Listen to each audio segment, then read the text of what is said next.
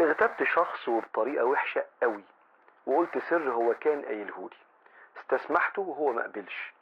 انا منهارة وندمانة، اعمل ايه؟ مبروك ان ده حصل، لان هذا الالم اللي هتتألميه هيجعلك تتوقفي لغاية ما تقابلي ربنا عن هذه الكبيرة، وهي كبيرة الغيبة وكبيرة افشاء الاسرار. وبالتالي اذا تبتي الى الله ربنا يسامحك ويبدل سيئاتك حسنات.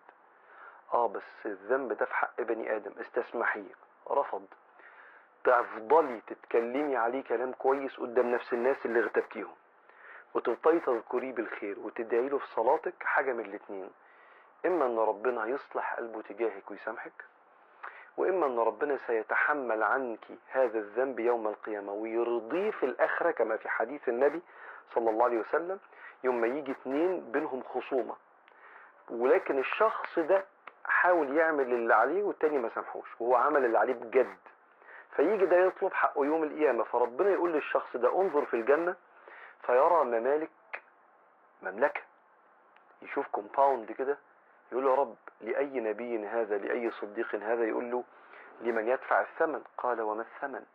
قال عفوك عن أخيك. قال قد عفوت عنه. أنا لو خدت منه حسنات مش هعرف أجيب فيلا من اللي أنا شايفها في الكومباوند الكبير اللي في الجنة ده. قال له ده بتاعك كله أصلا الكومباوند ده، لو سمحت أخوك. قال له يا رب سامحته طبعا. قال خذ بيدي أخيك وادخل الجنة. النبي بكى في الحديث ده عشان المشهد ده، مشهد اللي فيه مشاعر كبيرة، حد بيسامح وحد ربنا بيكبر بخاطره عشان حد تاني تاب الى الله توبة حقيقية، لكن ده ما سامحوش.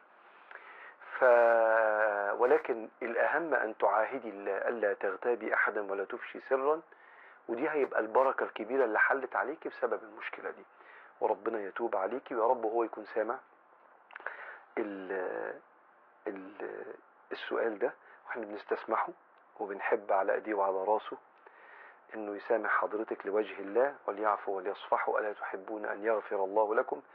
فسامحها يا صديقي وربنا يسامحك إن شاء الله.